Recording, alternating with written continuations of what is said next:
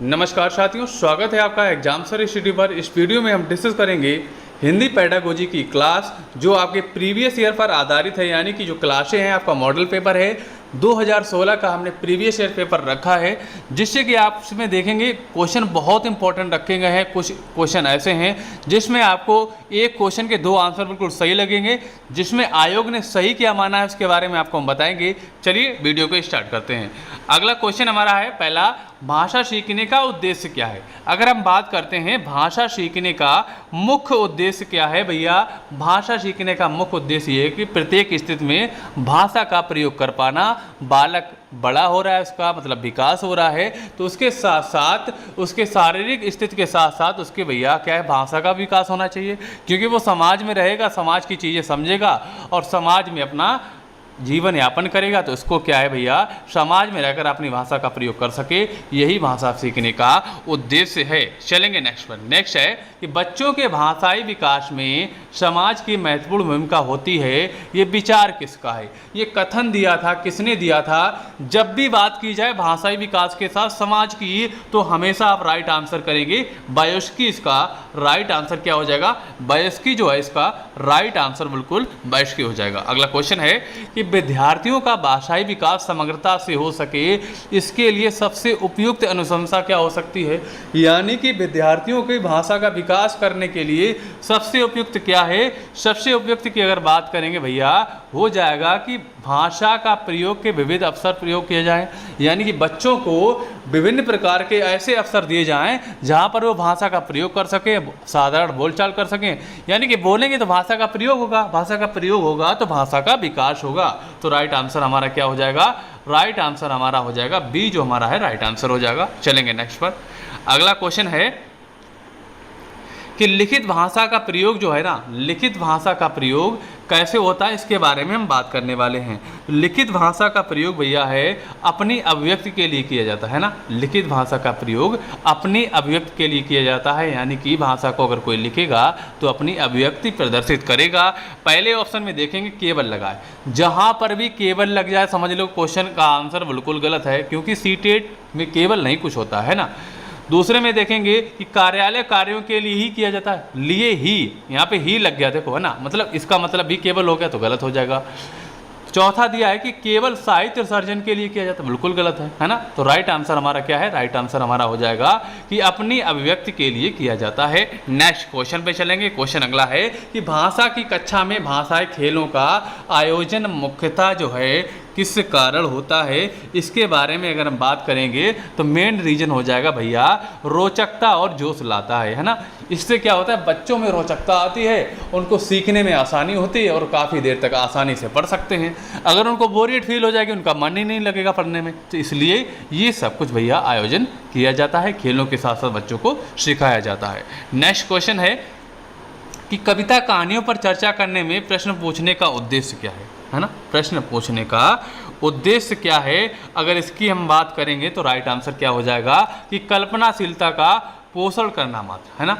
कविता कहानियों का मतलब ही होता है कि बच्चे को अगर आप कविता कहानी सुना रहे हैं तो बच्चे का दिमाग अंदर ही चलने लगता है। कभी वो चित्र देखता किताबों में या ऐसे आप सुना रहे हैं तो बच्चे की कल्पनाशीलता यानी कि विचार करेगा आगे क्या होने वाला है, ऐसा होना चाहिए था, इसको ऐसा नहीं करना चाहिए था। यानी कि बच्चे की जो कल्पनाशीलता है बहुत अच्छी बढ़ती है और वो अपने मन में बहुत सारे विचार सृजन कर लेता है। तो राइट आंसर हमारा बी हो जाएगा। चलेंगे नेक्स्ट पर। नेक्स्ट है कि भाषा का अस्तित्व एवं विकास के बाहर नहीं हो सकता, इसके बारे में अगर हम बात करेंगे तो राइट आंसर क्या हो जाएगा, राइट आंसर हो जाएगा भाषा का अस्तित्व एवं विकास समाज के बाहर नहीं हो सकता, क्योंकि इसका जो सब विकास भैया समाज के अंतर्गत ही होगा और समाज के लिए ही होगा, क्योंकि समाज में रहेगा इसका सब कुछ भैया विकास जो है हो जाता है कहाँ पर, समाज में। चलेंगे नेक्स्ट पर।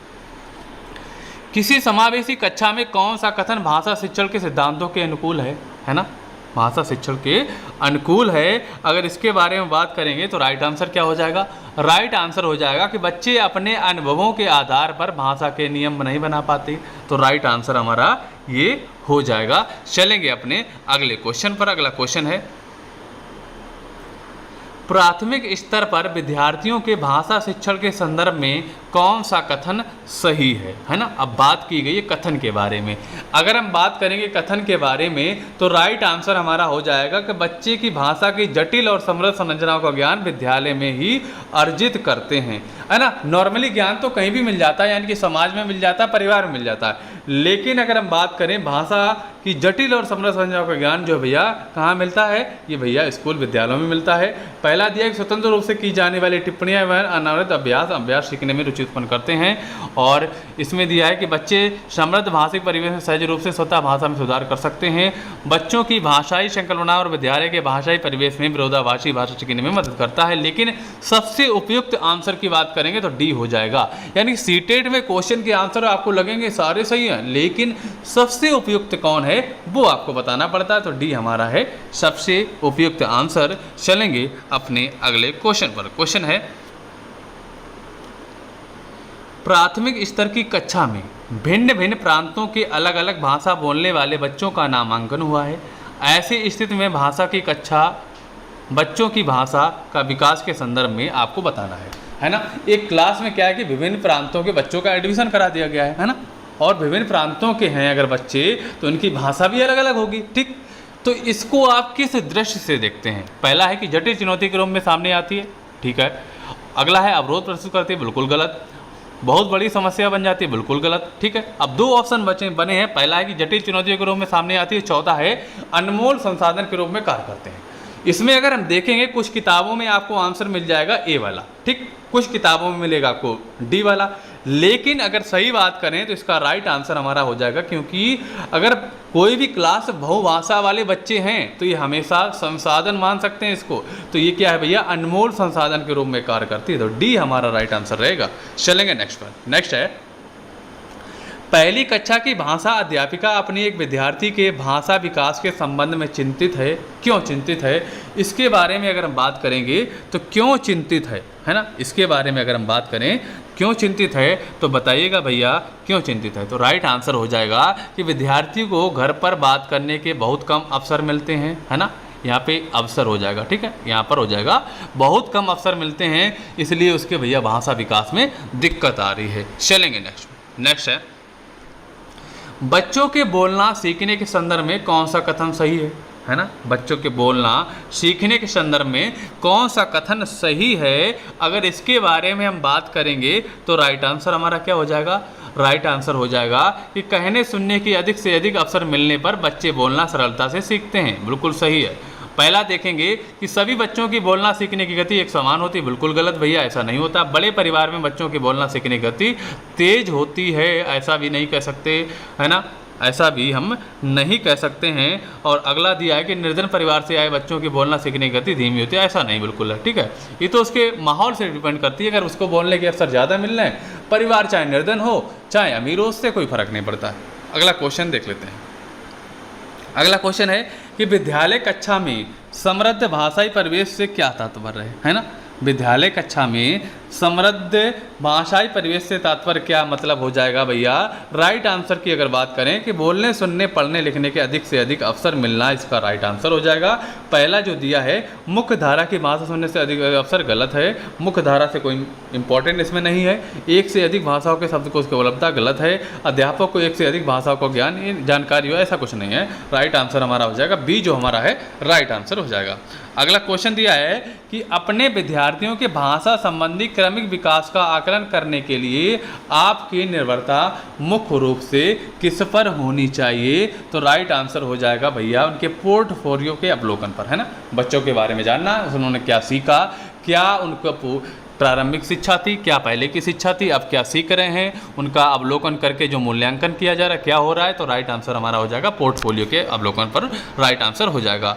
अगला क्वेश्चन कि आपके विद्यार्थी पाठ में आए नवीन अपरिचित शब्दों के अर्थ जान सकें, इसके लिए आप क्या करेंगे, इसके लिए आप क्या करेंगे? इसका राइट आंसर हो जाएगा भैया कि पाठ के संदर्भ में अर्थ समझने की स्थिति जो है पैदा करेंगे। तो डी हमारा बिल्कुल राइट आंसर हो जाएगा। कुछ किताबों में आपको आंसर क्या मिलेगा? सी वाला आपको आंसर मिलेगा। क्या कह रहे हैं? शब्द का अर्थ लिखकर बताएंगे? बिल्कुल नहीं बताएंगे हम भैया, अर्थ नहीं बताएंगे उसको। हम क्या करेंगे कि ऐसी स्थिति पैदा करेंगे कि बच्चा खुद समझ के बताए, जिससे उसको क्या कल्पनाशीलता बढ़ेगी, है ना, सृजनात्मकता बढ़ेगी। तो डी हमारा इसलिए राइट आंसर हो जाएगा ना, डी हमारा राइट आंसर हो जाएगा। अगर फ्रेंड्स आपको हमारा वीडियो अच्छा लगा, वीडियो को अवश्य लाइक करें, है ना, ज़्यादा से ज़्यादा शेयर करें। अगर चैनल को आपने सब्सक्राइब नहीं किया, सब्सक्राइब कर लें।